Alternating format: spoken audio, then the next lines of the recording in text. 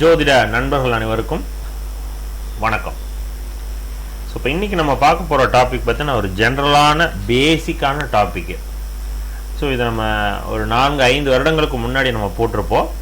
அதையே தான் நான் ரிப்பீட் பண்ணுறேன். அதே நேரத்தில் இப்போ நமக்கு அந்த காரணங்கள் பர்ஃபெக்டாக தெரிஞ்சதுனால அந்த வீடியோ நான் போடுறேன். இதை நான் லைவ்லேயும் நான் சொல்லியிருக்கிறேன். ஓகேவா? ஸோ நம்மளை ஃபாலோ பண்ணக்கூடிய நேர்களுக்கு இப்போ நான் சொல்கிற கண்டென்ட்டு ஆல்ரெடி இவர் சொல்லியிருக்காரே அப்படிங்கிற மாதிரி தெரியும். இது பதிவு பண்ணணுங்கிறதுக்காக, இது ஒரு தனி வீடியோவாக போடணுங்கிறதுக்காக இந்த வீடியோ நம்ம ரெடி பண்ணுறோம். சரியா? இப்போ என்ன வீடியோ? இப்போ டைட்டில் பார்த்தாலே தெரிஞ்சிருக்கும். ஜோசியம் எதற்காக நம்ம கற்றுக்குறோம், ஏன் தெரிஞ்சுக்கணும், ஃபர்ஸ்ட் ஆஃப் ஆல் ஜோதிடம் ஏன் தெரிஞ்சுக்கிறோம், அதனால் ஏற்படக்கூடிய நன்மைகள் என்ன அப்படிங்கிறதான், தீமைகள் இல்லை நன்மைகள் என்ன அப்படிங்கிறதான் பார்க்க போகிறோம். ஸோ இப்போ இதுக்கு பின்னாடி ஜோசியம் எதுக்கு சார் பார்க்க போகிறோம்? ஃபியூச்சர் பலன் என்ன நடக்க போகுது, ஏன் நடக்க போகுது, எப்படிப்பட்ட மனைவி வருவாங்க, கணவன் வருவாங்க, நம்ம என்ன மாதிரி செட்டில் ஆக போகிறோமா இல்லையா, கஷ்டப்பட போகிறோமா, கடன் வரப்போதா, உடல் ஆரோக்கியம் எப்படி இருக்கும், இது தெரிஞ்சுக்கிறது தானே சார் அப்படிங்கிறது தான் நம்ம எல்லாம் நினச்சிக்கிட்டு இருக்கிறோம். ஆக்சுவலாக அது மட்டும் கிடையாது. அப்போ ஜோதிடம் என்ன சொல்ல வருது நமக்கு? இப்போ நீங்கள் உங்களுடைய ஜாதகம் மட்டும் தெரியும், அண்ட் தென் உங்களுடைய ஃபேமிலி சர்க்கிள் இருக்கக்கூடிய ஜாதகங்கள் தெரியும், நண்பர்களுடைய ஜாதகம் முடிஞ்சால் தெரியும், அவ்வளோதான். அதை தாண்டி மற்றவர்களுடைய ஜாதகம் பார்ப்பதற்கான வாய்ப்புகள் இல்லை. ஒரு ஜோதிடனாக இருக்கும் பட்சத்தில் மற்ற எல்லா பலதரப்பட்ட நபர்களுடைய ஜாதகங்கள் நம்ம பார்க்குறோம். அப்போ ஒரு ஜாதகத்தை பார்க்கும்போது இதே மாதிரி தானே நம்ம அன்னைக்கு ஒரு ஜாதகம் பார்த்தோம், அவர் நல்ல பணக்காரராக இருக்காரு, இவர் ஏன் இப்படி இருக்காரு, இப்படிங்கிற ஒரு கம்பேரிசன்ஸ் வந்துடும். அதே நேரத்தில் பார்த்தீங்கன்னா ஒரு ஏழையாக இருக்கக்கூடிய ஒரு ஜாதகர், ஏழைங்கிறது இங்கே பணத்தால் மட்டும் அப்படின்னு நான் சொல்கிறேன். அப்போ பணத்தால் ஒரு ஏழையாக இருக்கும் பட்சத்தில் அந்த ஜாதகத்தில் பார்த்தீங்கன்னா உச்சம், குரு உச்சமாக இருக்கும், சுக்கிரன் உச்சமாக இருக்கும். சார் நீங்கள் பொய் சொல்கிறீங்கன்னு நினைக்காதீங்க, உண்மையிலேயே இதெல்லாம் இருக்குது. சுக்கிரன் உச்சமாக இருக்கக்கூடிய கஷ்டப்படக்கூடிய ஜாதகங்கள் எத்தனை போடுறது? முழு பௌர்ணமி யோகத்தில் பிறந்து சந்திர கேந்திரத்தில் புதன் ஆட்சியாக உச்சமாக இருந்து படிப்பறிவே இல்லாத ஜாதகர்கள் எத்தனை பேர் இருக்காங்க? 8ஆவதே தாண்டாத ஜாதகங்கள்லாம் இருக்குது. அப்போ அதே புதன் பலமாக இருந்துச்சுன்னா ஸ்டடீஸில் பெரிய லெவலில் போகணும், ரிசர்ச் ஓரியன்டாக போகணுன்னு தானே சொல்கிறாங்க. ஆனால் இங்கே எப்படி இருக்குது? அப்போ இந்த மாதிரியான கான்ட்ரவர்சியெல்லாம் வருது. அப்போ இதுக்கு பின்னாடி ஏதோ ஒன்று இருக்குது அப்படிங்கிறது மட்டும் கன்ஃபார்ம் ஆகுது. அதுதான் என்ன? அப்போ ஏன் நம்ம ஜோசியம் படிக்கிறோம் அப்படின்னா, ஒரு ஜாதகத்தில் நடக்கக்கூடிய சம்பவங்கள் அனைத்தும் யார் அவரால் தான் நடக்குதா? இப்போ நன்மை நடந்துச்சுன்னா அது எல்லா கிரெடிட்டும் நம்ம எடுத்துக்கிறோம். ஓகேவா? என்னால் தான், நான் சுய முயற்சினால் கட்டமைச்ச ஒரு இது சாம்ராஜ்யம், என்னால் உருவாக்கப்பட்ட இந்த பிஸ்னஸ், என்னால் நான் சுயமாக சம்பாதிச்சது, இது நானாக சுயமாக சம்பாரித்து வீடு கட்டினேன், பிஸ்னஸ் பண்ணேன் இப்படிம்பாங்க. இதே ஒரு கஷ்டம் வந்து பல கோடி ரூபா நஷ்டம் ஆயிடுச்சுன்னு வச்சுக்கோங்க, ஏதோ நேரம் கெட்ட நேரம் எல்லாம் கிரகம் போட்டு ஆட்டுது, அஷ்டம சனி இல்லைங்க அதாங்க ஆயிடுது, ஜென்ம சனி போன வருஷம்னு சொன்னாங்க, கரெக்டாக அதே மாதிரி வேலையை பார்த்துருச்சுங்க. இப்போ இது எப்படி பாருங்க, நன்மை வந்தால் அது அவர்களுடைய சுயமாக தன்னுடைய எழுச்சியினால் அந்த சம்பவம் நடந்ததுன்னு சொல்லுவாங்க. ஆனால் நெகட்டிவ் பலன் வந்தால் மட்டும் கிரகத்து மேலே போட்டுருவாங்க. ஆக ஆக்சுவலாக என்ன நடக்குது அப்படின்னா, முழுமையாக எல்லாமே கிரகத்தின் மேலே தான், கிரகத்தினால தான் இந்த சம்பவங்கள் எல்லாமே நடக்குது. அப்போ இந்த பாயிண்ட்டுக்கு நிப்பாட்டிக்கிங்க. நமக்கு நடக்கக்கூடிய சம்பவங்கள் பாசிட்டிவ் நெகட்டிவ் எல்லாமே கிரக சேர்க்கைனால, கிரக இருப்புனால, கிரகத்தினுடைய காம்பினேஷன்ஸ்னால இது நடக்குது நம்ம ஜாதக அடிப்படையில். சரியா? இது கன்ஃபார்ம். பாசிட்டிவ் நெகட்டிவ் எதுவுமே எல்லாமே. இந்த ஒரு விஷயத்த ஜோதிடம் அப்படின்னு கற்றுக்கிட்டிங்கன்னா இது தெரிய ஆரம்பிச்சிடும், இதுதான் உண்மைன்னு. இதனால என்ன சார் நன்மை? ஃபர்ஸ்ட் பாயிண்ட் என்ன சொல்கிறேன் கேளுங்க. இது பாசிட்டிவாகவும் எடுத்துக்கலாம், நெகட்டிவாகவும் எடுத்துக்கலாம். என்ன அப்படிங்கிறத, ஒருத்தர் ஜோதிடமே தெரியல, ஆனால் அவர் ஒரு நல்ல ஒரு வெல் எஜுகேட்டட் பர்சனாக இருக்கிறார், படிச்சிருக்காரு, ஆனால் அதற்கேற்ற வேலை கிடைக்கல. அப்படிங்கிற பட்சத்தில் என்ன ஆகுது? முட்டி மோதி மோதி மோதி லைஃப் டைமை ஸ்பெண்ட் பண்ணிக்கிட்டே இருக்கார். சரியா? வேஸ்ட் பண்ணிக்கிட்டே இருக்காருன்னு வச்சுக்கோமே. அப்போ என்ன அர்த்தம்? ஒரு ஜோதிடத்தில் இந்த கிரக சேர்க்கை உனக்கு இவ்வளோ உயரம் தான் கொடுக்கும், நீ இதுக்கு மேலே நீ என்ன பண்ணாலும் கிடைக்காது, அல்லது ஜாப் உனக்கு வராது, பிஸ்னஸ் தான் வரும், அல்லது பிஸ்னஸ் வராதியா ஜாப் தாயா நீ போகணும் அப்படிங்கிறத ஜோசியம் சொல்லிடும். ஆனால் இதை ஏற்றுக்கொள்வதற்கு இந்த ஜாதகருக்கு மனம் இருக்காது. லக்னாதிபதி பலமாக இருக்கும், அல்லது லக்னாதிபதி 7வது பாவகாதிபதி தொடர்பு இருந்து, 7வது பாவகாதிபதிங்கிறது நண்பர்கள், அப்போ நண்பர்கள் எல்லாம் வெல் செட்டில்மெண்ட்டாக இருப்பாங்க, ரிலேஷன்ஸில் எல்லாமே செட்டில் ஆகிருப்பாங்க போது நம்மளும் பிஸ்னஸ் பண்ணணும் வாயான்னு சொல்லிட்டு பிஸ்னஸ் பண்ணிக்கிட்டு நஷ்டமாயிட்டே இருப்பாங்க. அப்ப இதன் மூலமாக ஒரு விஷயம் நமக்கு தெரிஞ்சுக்கணும். ஜாதகத்தின் மூலமாக நமக்கு என்ன சொல்லுது? உனக்கு பிசினஸ் கிடையாது ஜாப்னு சொல்லுது, அல்லது ஜாபு கிடையாது பிசினஸ்னு சொல்லுது. இதை நெகட்டிவாக எடுத்துக்கணும். பாசிட்டிவா எப்படி எடுத்துக்கணும் அப்படின்னா, இப்ப அவருக்கான ஜாதக அடிப்படையில் சார் உங்களுக்கு நெக்ஸ்ட் இயர்ல சூப்பரா இருக்கு சார், நீங்க துணிஞ்சு பிசினஸ்ல இறங்கலாம், இந்த ஜாதகத்தினுடைய உயரம் இங்கே கிடையாது, இன்னும் அடுத்த 2 வருடங்கள்ல ஜாதகத்தினோட உயரம் பல மடங்கு பெரிய ஆளாக போகுது. ஓகே, திடீர்னு பெரிய ஆள் ஆயிடுவாங்க. அவங்க படிச்சிருக்க மாட்டாங்க, அதுக்கான ஸ்கேலிங்கே கிடையாது. இப்ப நம்ம ஒரு ஸ்கேலிங் நம்ம எப்படி போடுறோம்? ஒரு மிக உயரத்துக்கு போனோம்னா இந்த மாதிரிலாம் ஸ்டடீஸ்ல இருக்கணும், இந்த குவாலிட்டியில இருக்கணும், இதெல்லாம் சொன்னாதான் இவர்கள்லாம் பிசினஸ் பண்ணலாம், இவர்கள்லாம் பெரிய ஆளா வரலாம் அப்படின்னு சொல்றோம். ஆனா எதுவுமே இல்லாத ஒரு ஜாதகங்கள் கூட பெரிய லெவலா ஆகும். அப்ப இதையும் நம்ம பாசிட்டிவான ஒரு அப்ரோச்ல ஜாதகத்தின் மூலமாக, ஜோதிடத்தின் மூலமாக தெரிஞ்சுக்கலாம். அப்ப 2 விஷயம் இருக்கு ஒரு ஜாதகத்தின் மூலமாக நம்ம தெரிஞ்சுக்கிறது. என்ன? பாசிட்டிவாகவும் இருக்கு, நெகட்டிவாகவும் இருக்கு 2. அதை தாண்டி சில முக்கியமான விஷயம் இதுல என்ன இருக்கு அப்படின்னா, கர்மா. ஒரு ஜாதகத்தில் பலன் அப்படிங்கிறது கிரக காரக அமைப்பின் மூலமாக நடக்குது, கிரக ஆதிபத்தியத்தின் மூலமாக நடக்குது அப்படிங்கிறத நம்ம தெரிஞ்சுக்கணும். இது மட்டும் கிடையாது, இந்த கிரக காரக ஆதிபத்திய பலன்களுக்கு பின்னாடி உங்க கர்மா அப்படிங்கிறது ஒண்ணு செயல்படுது. இந்த செயல்படுவதன் மூலமாக, அந்த கர்மாவின் அளவீடின் மூலமாக அதனுடைய உயரம் தாழ்வு எவ்வளவு உயரமா இருக்குது, எவ்வளவு குறைவாக இருக்குது, அதனுடைய வீரியம் அதிகமா இருக்குது கம்மியா இருக்குங்கிறத பொறுத்து இந்த காரக ஆதிபத்திய பலன்கள் உங்களுக்கு நடக்கும். அப்ப இது எப்படி எடுத்துக்கிறது சார்? சந்திரன் நீச்சம்தான், ஆனா முழு பௌர்ணமி யோகத்துல நிக்குது அப்படிங்கிற ஒரு பாயிண்ட் அதுக்குள்ள ஒளிஞ்சு நிக்குது. அதே போல சந்திரன் முழுமையான அமாவாசை தான், ஆனா அவர் உச்சமா நிக்கிறாரு ரிஷபத்துல. சந்திரன் இருள் தான், ஆனா அது உச்சம் அப்படிங்கிற பாயிண்ட்ல சந்திரனுடைய காரக அமைப்புகள் தெளிவாக இருக்கும். சரியா? சுக்கிரன் நீச்சம் தான், ஆனா மிதுனத்துக்கு 4ஆம் இடத்துல திக்பலம்ங்கிற ஒரு பாயிண்ட்ல பலமாகுது. சரிங்களா? இது மாதிரியான பலன்கள்.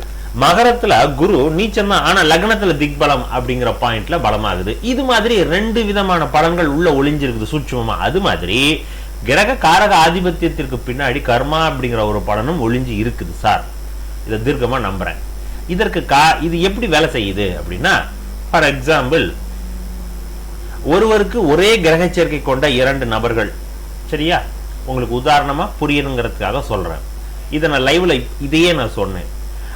ஒரே கிரக சேர்க்கை, ஃபார் எக்ஸாம்பிள் மேஷ லக்னம் 4ஆம் இடத்துல சனி ராகு செவ்வாய் இதெல்லாம் சேர்ந்து உட்கார்ந்து இருக்கு சார். சனி தசை அல்லது ராகு தசை ராகு புத்தி ஏதோ சம்திங் போகுது, சனி தசை ராகு புத்தி இப்படி எல்லாம் போகுதுன்னு வச்சுக்கோமே. இப்படி எல்லாம் போனா கன்ஃபார்மா என்ன ஆகும்? கன்ஃபார்மா ஆக்சிடென்ட் ஆகும்.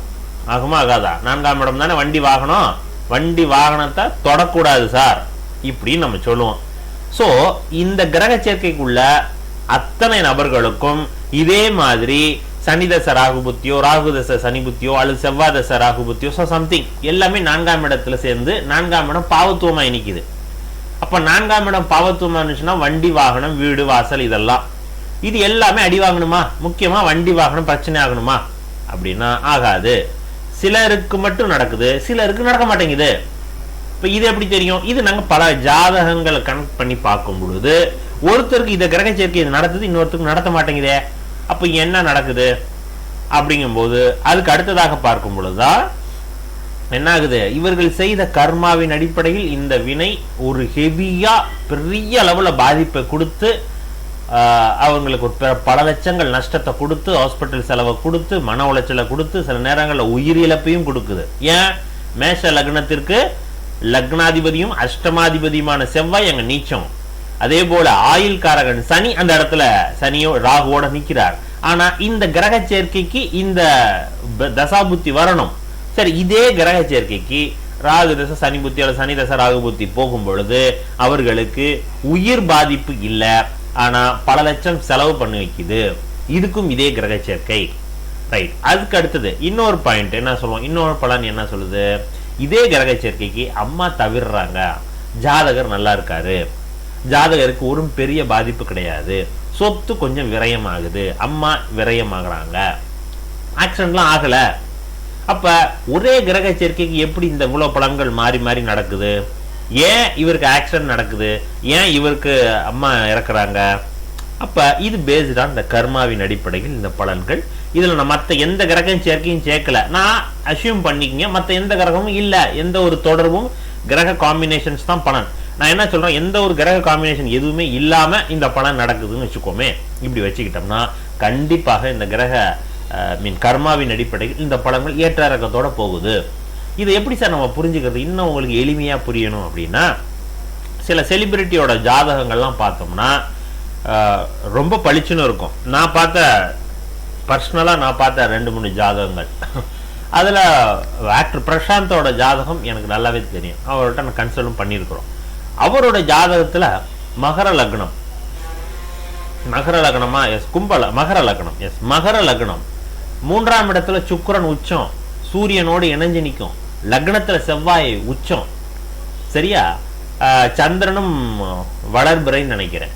ஸோ எல்லாமே பலன் இருக்கும். இப்போ இந்த ஜாதகத்தை பார்த்தோன்னா top class sir, super sir, செவ்வாய் தசை அண்ட் குரு தசை சம்திங், இது எல்லாமே அவருடைய பீக் டயத்தில் வந்த ஜாதகம், பீக் டயத்தில் வந்த கிரக தசா புத்திகள். அப்போ அன்னைய காலகட்டம் தான் அவர் டாப் கியரில் போயிட்டு இருந்தார். ஸோ டாப் ஸ்டார் அப்படிங்கிற டைட்டிலும் ஒரு பெற்றார். ஸோ இது மாதிரி என்ன சொல்றேன்னா, இந்த சுக்கிரன் பலமாக இருந்துச்சுன்னா எஸ் கன்ஃபார்மா இவர் சினிமால கலைத்துறையில பெரிய லெவல் போறாருன்னு சொல்ல முடியுது. ஆனா இது மாதிரி எந்த ஒரு கிரக சேர்க்கை எதுவுமே இல்லை. ரஜினிகாந்தோட ஆக்டர், ரஜினிகாந்த் சூப்பர் ஸ்டாரோட ரஜினிகாந்தோட ஜாதகம் பார்த்தீங்கன்னா சிம்ம லக்னத்துல பார்டர்ல நிற்கும். அது சிம்ம லக்னமா கன்னியா லக்னமா நானே டவுட்ல நிறைய இடத்துல போட்டிருந்தேன். சிம்ம லக்னமா இருந்துச்சுன்னா இந்த அளவுக்கு பண்ணுமா அப்படிங்கிற மாதிரி எனக்கு டவுட்டு.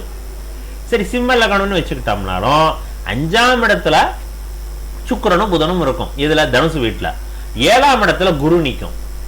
குருவும் பலம் கிடையாது, சுக்கிரனும் பலம் கிடையாது, புதன் அந்த வீட்டில் உட்காந்துருக்காரு, அதுவும் பலம் கிடையாது. ஆனா அவர் ஆல்மோஸ்ட் டாப் கிளாஸ்ல இந்தியாவில் number 1 super star, number 1 actor, பெரிய லெவல்ல பிக் பட்ஜெட்ல பண்ணக்கூடிய ஒரு எல்லாராலையும் தெளிவக்கூடிய பண மதிப்பிலும் சரி மரியாதையிலும் சரி பெரிய லெவலில் போகக்கூடிய ஒரு நபர் அப்படின்னு தெரியும். ஆனா அவர் ஜாதகத்துல குரு உச்சம் கிடையாது, சுக்கிரன் உச்சம் கிடையாது, லக்னாதிபதியே ஒன்றும் பெருசா பலம்லாம் இல்லை, 3ஆம் இடத்துல தான் உட்காந்துருக்கும், விருச்சகத்துல உட்காந்துருக்கும். ஸோ இந்த அடிப்படையில ஜாதகம் இருக்குது. அப்ப இது என்ன சொல்றது, துலாத்துல உட்காந்துருக்கும்னு நினைக்கிறேன். ஸோ துலாவில் டிசம்பர்ல தானே கெஸ், டிசம்பர்ல உட்காந்துருக்கும், உங்களுக்கு விருச்சகத்துல இருக்கும், விருச்சகம் இந்த பாயிண்ட்ல உட்காந்துருக்கும். அப்ப லக்னாதிபதியும் பெரிய அளவுல பலம் இல்லை, கிரக சேர்க்கையும் ஒன்றும் பலம் இல்லை, ஆனா டாப் கிளாஸ் போயிருக்காரு. அப்ப அதுக்கு காரணம் என்ன? அப்ப ஏதோ ஒண்ணு அவரை ஒரு பெரிய லெவலுக்கு எடுத்துட்டு போகுது. ஸோ இந்த பாயிண்ட்டை புரிஞ்சுக்கணும். அப்ப பின்னாடி ஒரு கர்மாங்கிறது இருக்குது. அப்ப கர்மான்னு ஒன்று இருக்கும்போது அதன் மூலமாக பலன் நடக்கும் பொழுது, இப்ப இந்த இடத்த இந்த கர்மாவின் மூலமாக நம்மளுடைய ஜாதகத்தை பாசிட்டிவாக இயக்குவது எப்படி, அடுத்த பாயிண்ட். இதுதான் ஃபைனல் பாயிண்ட். ஓகேவா? இப்ப நான் இதை தெளிவாக இதுதான் உங்களுக்கு ஃபைனல் டெஸ்டினேஷன். இதை சொல்றதுக்கு தான் ஜோதிடம் அப்படிங்கிறது உருவானுச்சோ அப்படிங்கிற மாதிரி எனக்கு தோணுது. பலன் சொல்றதுக்கு இல்ல, ஒரு பலனை பாசிட்டிவாக மாற்ற முடியும், அல்லது உங்களுக்கு எது வரும் எது வராதுங்கிறது தெரிஞ்சுக்கிட்டு அதற்கேற்ற மாதிரியான முயற்சிகள், தேவையில்லாத எண்ணங்களை உள்ள கொண்டுட்டு வராம, ஆசைகளை வளர்க்காம, இதற்காக ஜோதிடம் கண்டுபிடிக்கப்பட்டது சொல்லலாம். சரி, இப்ப இந்த கர்மாவை பேஸ் பண்ணி நம்ம ஒரு பலனை எப்படி சார் மாற்ற முடியும், செய்ய முடியும் அப்படின்னா, இப்போ உங்க ஜாதகத்துல இதே மாதிரி 7ஆம் இடம் பாதிக்கப்பட்டிருக்கு. ஓகே, மேஷ லக்னம், இதே மாதிரி 7ஆம் இடத்துல சுக்கிரன் ராகு சம்திங், அல்லது சுக்கிரன் 6ஆம் இடத்துல நீச்சமாயிடுச்சு, புதன் 7ஆம் இடத்துல உட்கார்ந்துருக்கு, புதன் சுக்கிரன் பரிவர்த்தனை, ராகுவோட இணைஞ்சு நிற்குது, இப்படி ஏதோ ஒரு சம்திங் 7ஆம் இடம் பாதிக்கப்பட்டு நிற்குது. இப்படி இருந்துச்சுன்னா வரக்கூடிய மனைவி அல்லது வரக்கூடிய கணவன் கண்டிப்பாக ப்ராப்ளம் இருக்கும், அல்லது ஒரு குறையான உண்மை அல்லாத, இந்த வேர்டெல்லாம் போட்டுக்கலாம். அப்ப இந்த கேட்டகரியில தான் ஒரு வரன் வரணும்னு விதி இருக்குது. இந்த விதியை எப்படி நீங்க மாத்துறது? நீங்க உண்மையிலேயே உண்மையான ஒரு மனிதராக வாழ்ந்தீங்க, இருந்தீங்க, செயல்ல காட்டுனீங்க, அப்படி இருக்கும்போது இந்த பலன் எப்படி மாறுதுன்னா, உண்மையான ஒரு மனைவியோ கணவனாக வந்துருவாங்க. ஆனா எப்படி வரும்? அந்த அப்ப புதன் 6ஆம் இடம் 7ஆம் இடத்தினுடைய பரிவர்த்தனை, சுக்கிரன் நீச்சமானதனுடைய பலன் எப்படி இருக்கும்? அவர்களுக்கான அண்டர்ஸ்டாண்டிங் குறைவாக இருக்கும். கருத்து வேறுபாடுகள் கொஞ்சம் கொஞ்சம் வந்துகிட்டே இருக்கும், காச்சாமுச்சன்னு கத்திக்கிட்டு இருப்பாங்க. ஓகேவா? ஆனா உண்மையானவர்களாக இருப்பார்கள். இப்ப பலன் எப்படி மாறிது, தெரியுது பாருங்க, வேற பலனாக மாறுது. இந்த பலன் கண்டிப்பாக மாறும். இது எப்படி சார் ஒருத்தருக்கு இப்படித்தானே சார் நடக்கணும்? இல்ல, நடக்காது, இப்படி மாறும். பார்த்துருக்குறோம். அப்ப என்ன அர்த்தம்? இந்த இடத்துல கர்மா வேற பாசிட்டிவாக மாற்றப்படுது. அப்ப இதுல இருந்து என்ன தெரியுது சார்? நம்ம செய்யக்கூடிய செயல்கள் உண்மையாகவும் சரியாகவும் செஞ்சுக்கிட்டே இருந்தோம்னா இன்னைக்கு இல்லைனாலும் என்னைக்காவது ஒரு நாள் நம்ம பாவகத்தில் இருக்கக்கூடிய நெகட்டிவ் காரக அமைப்புகள் நமக்கு கெடுபலனை தரும்னு நினைச்சிட்டு இருக்கக்கூடிய காலகட்டத்தில் அது பெரிய அளவுல தலையில அடிக்காத அளவுக்கு குறைந்து மெதுவாக அடி விழுகிற மாதிரி, அல்லது அதற்கு ஈக்குவலாக வேற ஒரு விரயத்தையோ அல்லது அதற்கேற்ற போல ஒரு குறைவான ஒரு மன கஷ்டத்தையோ கொடுக்கக்கூடிய அளவுக்கு அந்த பலன் மாற்றப்படுது. அப்ப இது கண்ணுக்கு தெரியாத கர்மாவின் மூலமாக நடக்குது. இத ஒரு ஜோதிடத்தின் மூலமாக நம்ம தெரிஞ்சுக்கிறோம். இதுதான் சார் இதனால கிடைக்கக்கூடிய நன்மை. இது இப்படித்தான் செயலாகுது அப்படிங்கிறத தெரிஞ்சுக்குவோம். இது இந்த ஜோதிடம் கத்துக்கிட்டா கன்ஃபார்மா தெரியும். சரிங்களா? அப்ப இந்த பாயிண்ட்டுக்கு தான் நான் இந்த வீடியோவை நான் ரெடி பண்ணேன். அப்போ ஒரு ஜோசியம் கத்துக்கிறோம்னா பலன் சொல்றதுக்கு இல்ல, காசு சம்பாதிக்கிறதுக்கு இல்ல, அண்ட் தென் இதெல்லாம் உண்மை தெரிஞ்சுக்கிறதுக்கு. சரி, அப்ப இந்த எக்ஸ்பீரியன்ஸ் என்ன வருது? என்னுடைய எக்ஸ்பீரியன்ஸ். இப்ப நானும் இன்ஜினியரிங்ல முடிச்சுட்டு இன்ஜினியரிங்ல போக விடாமல் தடுத்ததுக்கான காரணம் என்னன்னு அனலைஸ் பண்ண தான் நான் ஜோதிடத்துக்குள்ள வர்றேன். உண்மை என்னங்கிறது தெரிய வருது. அப்ப தெரியும் பொழுது ஒரு மனம் சாந்தி அடைஞ்சிரும். ஓகே, நம்ம இதற்காக உருவாக்கப்பட்ட நபர், நம்ம ஜீவன் இதற்காகத்தான் உருவாக்கப்பட்டது. நம்ம தேவையில்லாம இன்ஜினியரிங் ஃபீல்டில் போய் படிச்சிருக்கிறோம், ஏதோ ஒன்று கற்றுக்க வச்சிருக்குது. சரியா? கற்றுக்க வச்சு இதற்குள்ள தள்ளப்பட்டிருக்கிறோம். அப்போ இதுதான் உண்மை. இப்படிங்கிற ஒரு இடத்துல நம்ம ஃபைனலாக வந்துட்டோம்னா நம்மளுடைய மனசும் உடலும் சரியான பாதைக்கு போக ஆரம்பிச்சிடும், மனம் சாந்தி அடைஞ்சிடும். இதெல்லாம் இந்த ஜாதகத்தின் மூலமாக, ஜோதிடம் கற்றுக்கொள்வதன் மூலமாக தெரியக்கூடிய விஷயம். சரியா? ஸோ இந்த ஒரு டாபிக் எதற்கு? பேசிக்காக ஜோதிடம் கற்றுக்கொள்பவர்களுக்கு, அல்லது மன விரக்தியில் இருக்கிறாங்க, எனக்கு மட்டும் ஏன் நடக்க மாட்டேங்குது, ஏன் எனக்கு சரியாக வரமாட்டேங்குது, பல வருஷமாக ட்ரை பண்ணுறேன் கிடைக்க மாட்டேங்குது, என்னோட சுற்ற உள்ளவர்கள் எல்லாமே பெரிய ஆளாக போகிறாங்க, ஏன் நமக்கு நடக்கலை. சரியா? அப்போ இது போன்ற விஷயம் ஜோதிடம் கற்றுக்கணும்னு ஆர்வம் இருக்குது, ஆனால் சரியாக வரலை. இதை பேசிக். சரியா? அடுத்த வீடியோ சொல்கிறேன். ஜோசியம் எப்படி கற்றுக்கணும், எப்படி உள்ளே வரணும் அப்படிங்கிறத நான் அடுத்த வீடியோவில் போடுறேன். ஓகேங்களா?